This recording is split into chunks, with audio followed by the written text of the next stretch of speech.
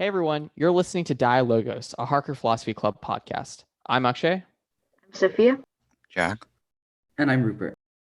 So today we'll be talking about Phineas and Ferb, which happens to be a lot of people's favorite childhood show. This show basically centers around Phineas and Ferb, who are two boys that spend their summer building fun inventions with their friends. Their sister, Candace, tries to bust them and show their mom what they're up to, but she basically almost never succeeds.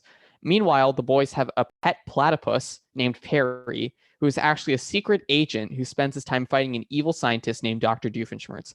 Perry usually defeats Doofenshmirtz, and everything goes back to normal by the end of the episode. That's basically the structure of a typical episode, and we're going to dive into some of the philosophical implications, from anarchism to time travel to Nietzsche to pretty much everything in between. So I guess we can start with talking about anarchism. For a children's show on Disney XD, this has a surprising amount of anarchist or anarchist-related philosophy. So in general, the philosophy of anarchism thinks that there can be a desire for authority within people, and that almost all examples of authority or power consolidation are bad. So things like the existence of a state or a government, or like centralization of power, all of those things are bad, and usually result in like net more violence.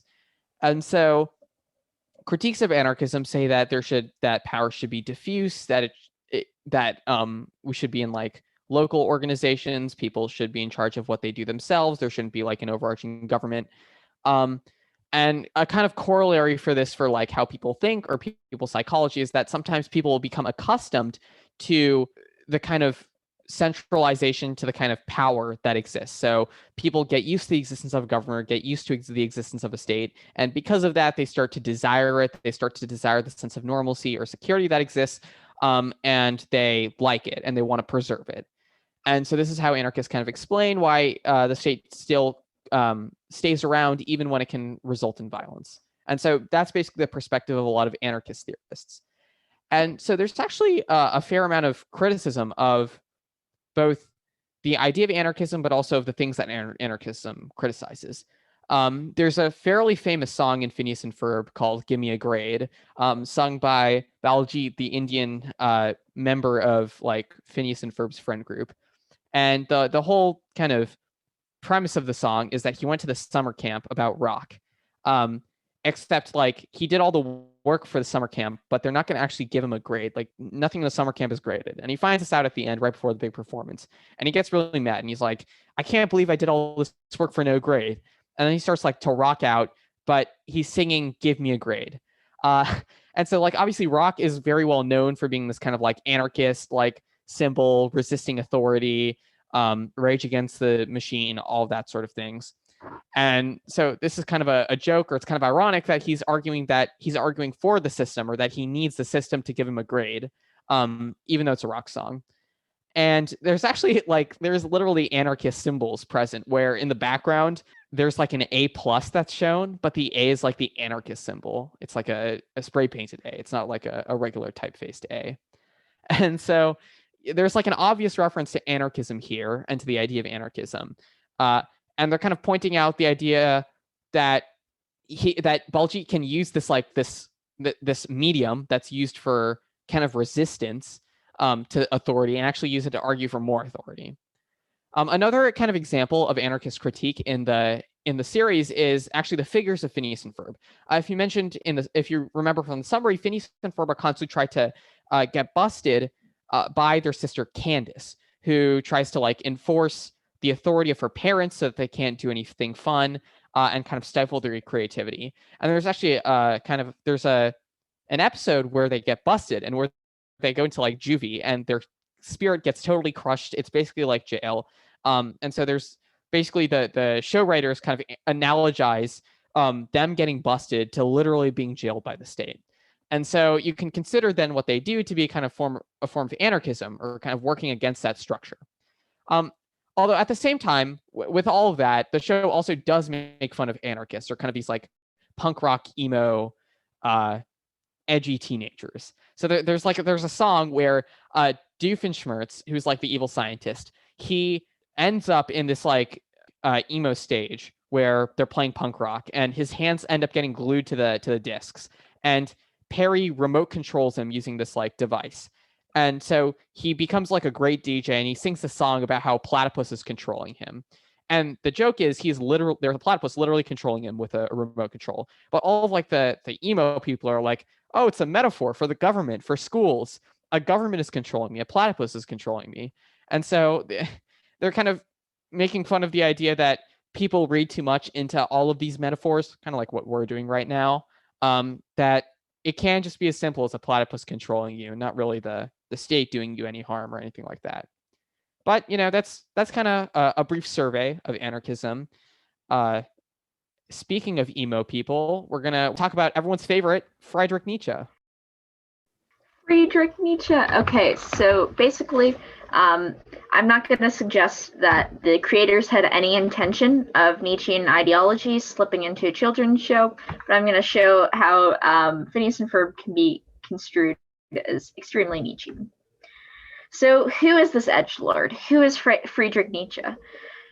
He was a German philosopher who his philosophy is based on the death of God. Basically, he believed that there were two plagues kind of denigrating modern European society, one being conventional morality and the other being nihilism. He believed the latter was a symptom of the former. So he believed that in the modern day, people had very little to live for and hated themselves because of these two factors. He believed that they no longer had faith in God or any higher power, and morality didn't give them the tools to affirm themselves any longer. He proposed a couple of solutions. They differ a little bit throughout his career, but he's very well known for the concepts of amor fati and the Übermensch. Amor fati is essentially loving one's fate.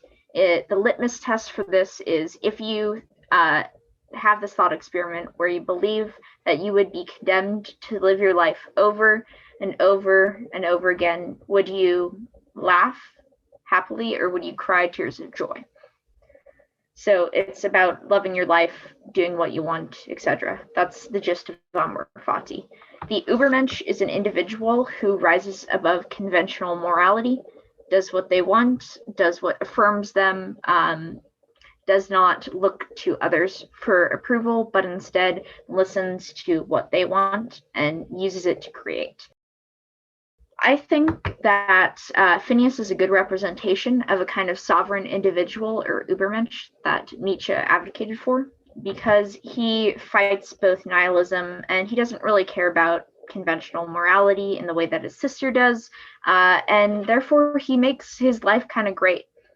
While his sister is trying to bust him or catch him or tear his creations down, he makes something beautiful, not out of any kind of drive to prove himself to other people, not out of any sort of kind of moralistic drive that people think he should, but because he really enjoys creativity. He enjoys letting his friends engage with his creations, and thereby kind of makes a meaning for himself, a meaning to life. And he avoids both nihilism and the kind of self-hatred that Nietzsche was worried about. Candace, on the other hand, she's less happy. She's more nihilistic. She bases her entire existence off of tearing down her brothers, of trying to bust them and trying to get them in trouble and trying to hurt them, essentially. She's kind of symptomatic of what Nietzsche would call a slave morality, which is based on when people feel inferior, they essentially lash out at those who are having more fun than them and those who are more capable than them, and trying to use any means of their possession to hurt them. So I think Candace is pretty exemplary of this type of morality. Nietzsche makes an important distinction that the Übermensch, or the sovereign individual, doesn't really care about the slave's morals, and instead rises above them. And I think we see that in the show with Phineas's indifference to Candace's attempts to bust him. He wishes no malice upon his sister, and that's really important. He does not wish revenge upon his sister. He does not wish she should die, but he still causes her some pain just by being himself. A lot of people kind of misinterpret Nietzsche and think that he says that the strong should just dominate the weak and whatnot, but that's missing kind of this key component that the Ubermensch is focused on themselves and focused on indulging in their own creativity and would not lash out. So I think it's a pretty positive, it's a pretty good and a pretty positive example of what Nietzsche was going for, in my opinion. So as Sophia said, Candace kind of based her entire identity on trying to bust Phineas and Ferb. And similarly, Perry the Platypus spends his time trying to bust Doofenshmirtz.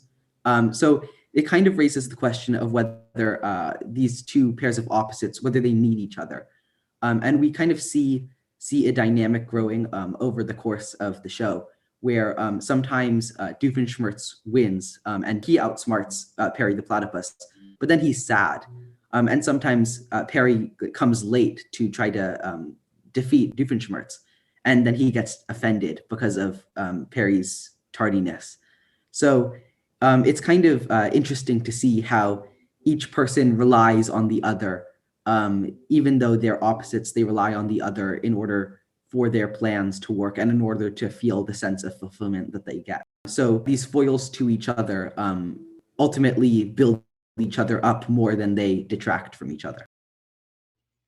All right, so to go into the more outlandish aspects of Phineas and Ferb that I'm sure people enjoy as well, one of the things we can talk about is the use of time travel, especially in the finale.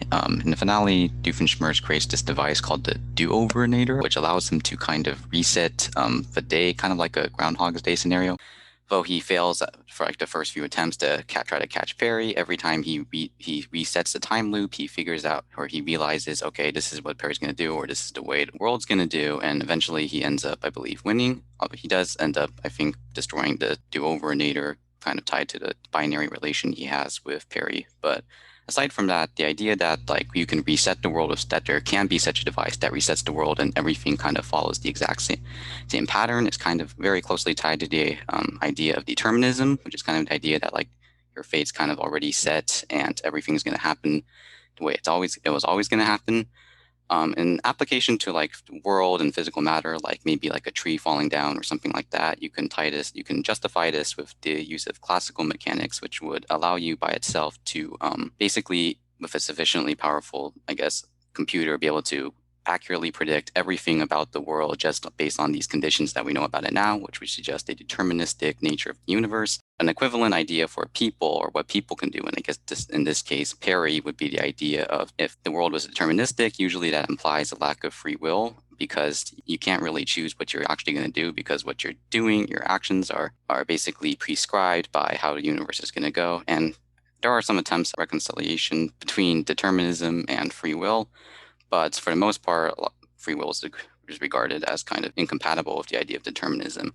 However, one physical argument against determinism is the invocation of quantum mechanics. The idea is that basically there are some values and properties that you can't accurately predict 100% of the time. There's some non-deterministic probabilities that seem to only unearth themselves when they're observed and that don't seem to be deterministically predictable.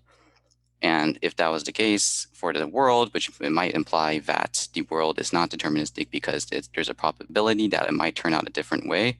And the show does kind of actually play a little bit with this idea, the idea that the world can turn out in different ways depending on which ways the quantum, I guess, values kind of just reveal themselves. And with the idea of this second dimension, where Phineas and Ferb and the other people go to this other dimension where everything's different, like Doofenshmirtz is somehow competent and they rule the world. And this idea that this second dimension exists would imply the existence of this kind of many worlds theory, which is the idea that every time there's some kind of quantum event that could have multiple different values, it's not just one that's chosen as the reality. All of them are kind of create this branching kind of tree of different realities based on different quantum events.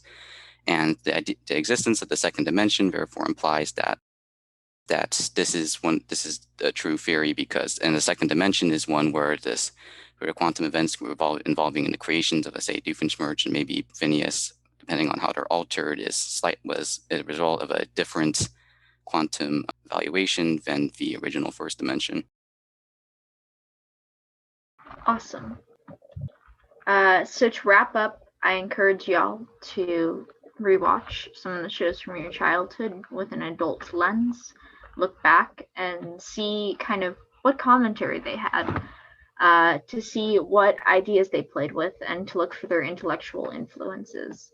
Because usually children's media is deeper than our young minds can understand. And I just encourage y'all to look into it.